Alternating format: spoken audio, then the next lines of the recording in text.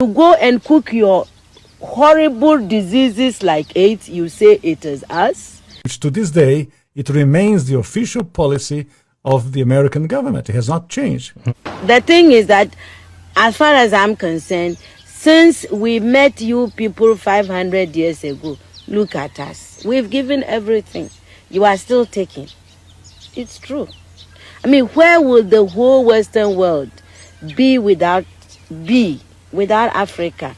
Our cocoa, our timber, our gold, our diamonds, our platinum, our whatever. Everything you are is us. I am not saying it, it's a fact. And in return for all of this, what have we got? Nothing. Anti-personnel indoctrination against ourselves. If you go and cook your horrible diseases like AIDS, you say it is us. You brought us tuberculosis. We didn't have this big cough until white people came here. In exchange for Africa giving Europe 500 solid years of our people, I mean not Europe, the Western world, of our human beings to work your canes, to dig your gold, to take in gold itself, diamond, I mean, you know, fish, peanuts, palm oil, everything. In exchange for that, we have got nothing.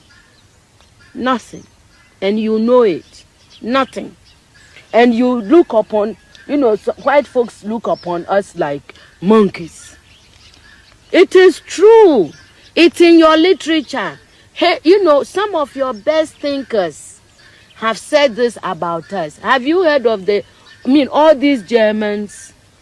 Have you heard? Okay. Yes. They said, Lord Burton, yes. People like that, they said, we don't even have the brain of animals. That's what we've got from you people.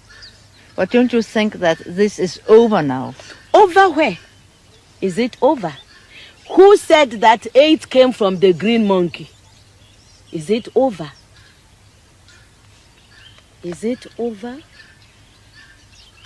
Well, if this is your impression, do you think that you can ever forgive us? It's not a question of forgiveness. I have nothing against you. My point is that you did and you are doing for your survival what is necessary. We can't blame you for that. The fact that we didn't do enough for our own survival and we are still not doing enough for our survival, that is not your problem.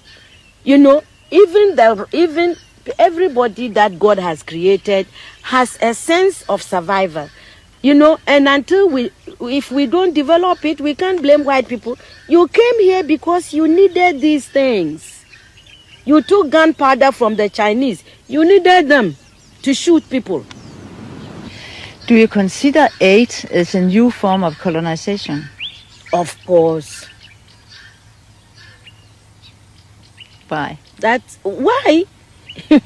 You know, my people, the Akans, we have a proverb.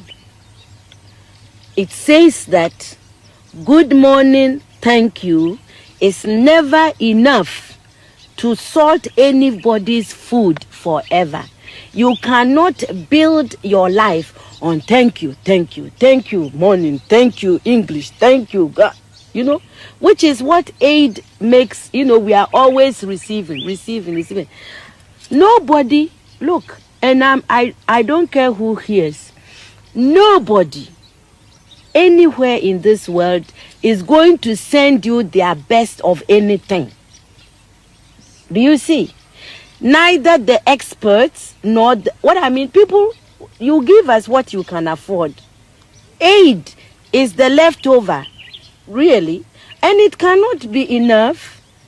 And I think we are in Africa, we are in danger of making foreign aid a kind of policy that is wrong.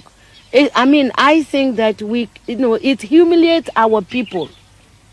The people in the villages have not asked anybody to go around begging on their behalf.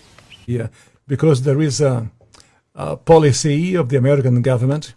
It's called the Kissinger Report, which was produced in the mid-70s when Henry Kissinger was involved with the government.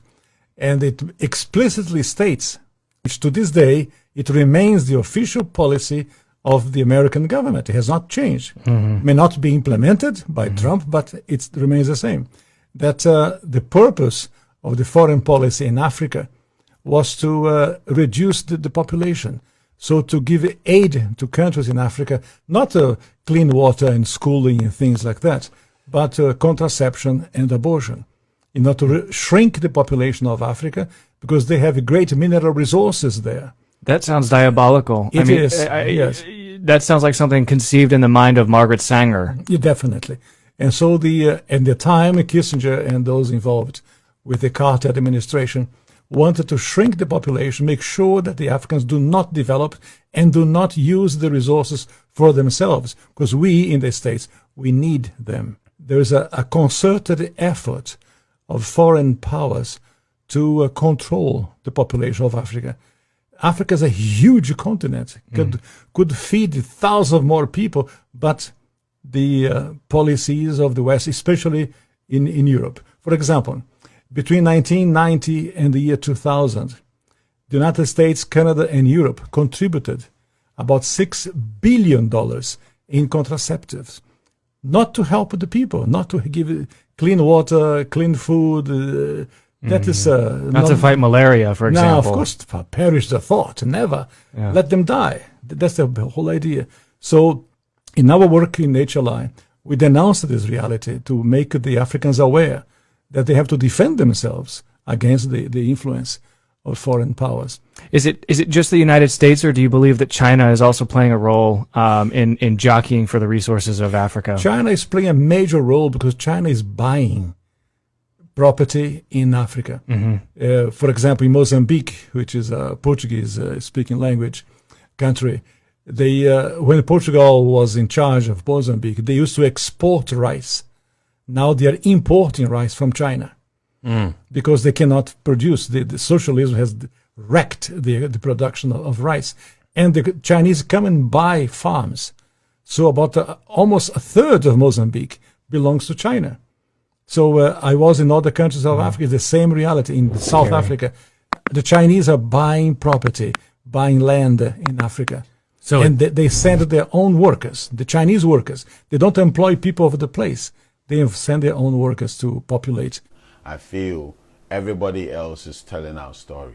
Everybody else is telling us what to think, what to do. Everybody else is telling us where to go, where not to go, what to do with our lives. And I feel that it's only time that we wake up and tell our own stories from the spiritual point of view. You know, it's a fact that the entire universe, the only people that are really spiritual is the African descent, is the African people. So I felt that it was only time that I tell our story from the point of view of what the spirit are telling me. And